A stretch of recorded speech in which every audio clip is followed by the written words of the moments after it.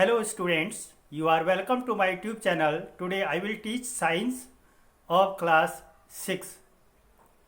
Changes around us. Lesson number 6. हमारे चारों ओर होने वाले परिवर्तन. ध्यानपूर्वक सुनिएगा, वीडियो को पूरी देखिएगा और समझिए. हमारे चारों ओर कई प्रकार के परिवर्तन होते हैं. सब्सटेंसेस में यानी पदार्थों में परिवर्तन होते हैं. ये कैसे परिवर्तन होते हैं और कितने प्रकार के होते हैं, मैं आज इस पाठ में आपको पढ़ाऊंगा. ध्यानपूर्वक सुनिएगा. सबसे पहले I will teach you some important points as some changes take place slowly are called slow changes. For example rusting of iron. कुछ परिवर्तन हमारे चारों ओर बड़े धीमी गति से होते हैं, उन्हें हम स्लो चेंजेस कहते हैं. स्लो चेंजेस कहते हैं.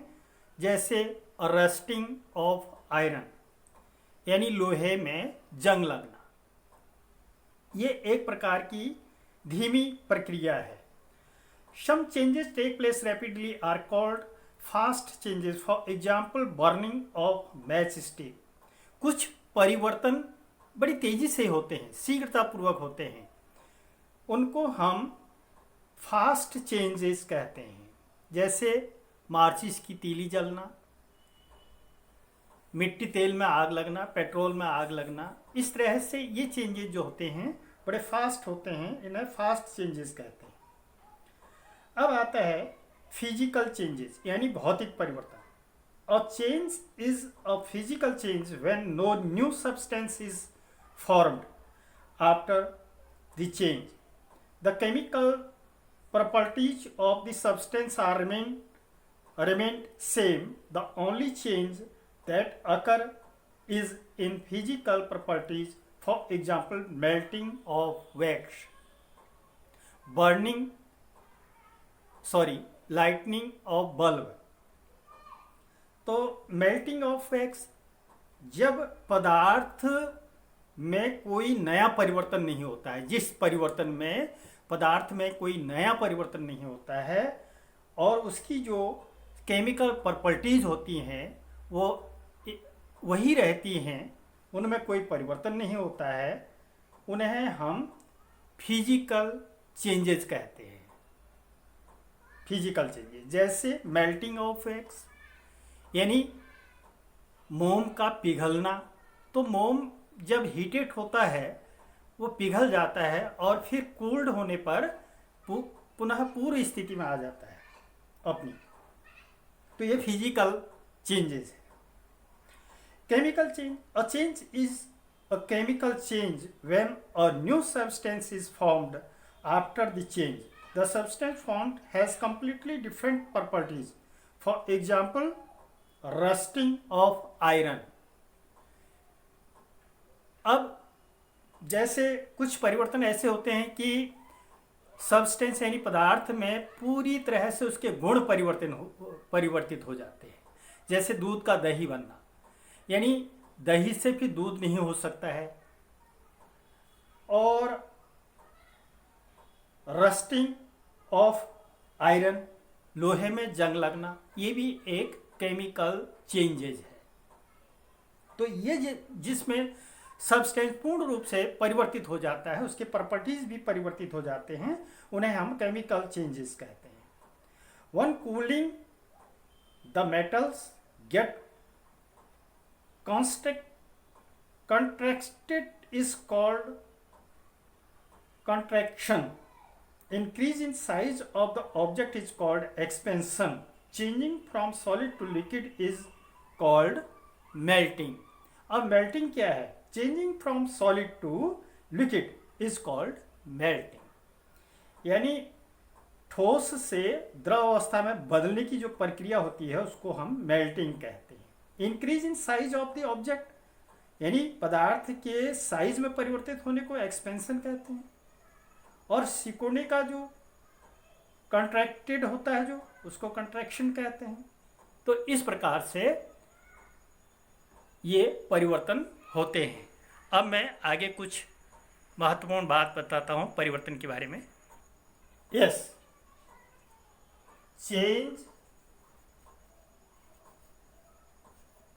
चेंजेस इन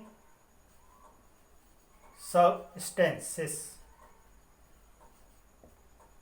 अब चेंज क्या चीज है? परिवर्तन जब होता है ये दो प्रकार से होता है। Number 1,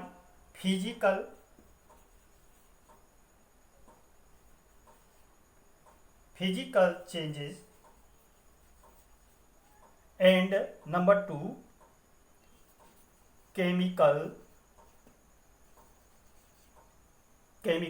changes. इसको कहते हैं बच्चों हिंदी में भौतिक परिवर्तन, और इसको कहते हैं रासायनिक परिवर्तन। तो समझने के लिए there are two kinds of changes as physical changes and chemical changes. इसमें फिजिकल चेंजेस में no new substances is formed, and यहाँ कोई नया पदार्थ नहीं बनता है और यहाँ नया पदार्थ बन जाता है। जैसे अब यहाँ देखिए,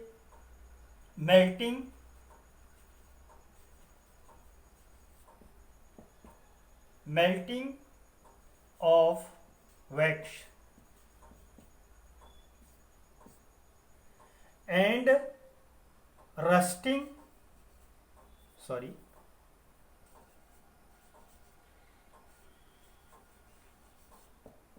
ऑफ आयरन,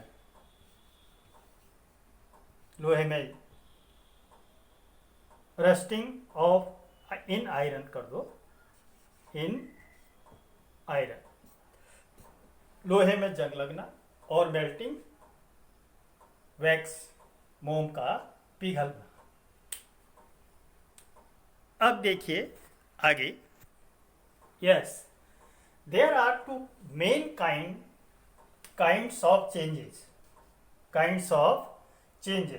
फर्स्ट है physical changes. What is physical changes? A change is physical change when no new substance is formed after the change। परिवर्तन के पश्चात कोई नया पदार्थ नहीं बनता है।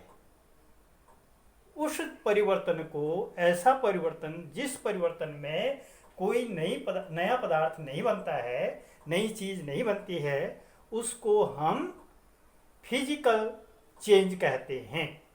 As for example, melting of wax। What is chemical changes? A change is chemical change when a new substance is formed after change।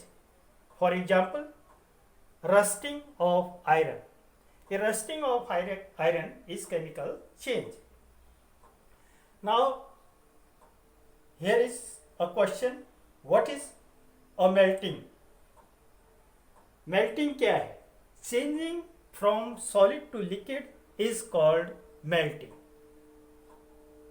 Please put down these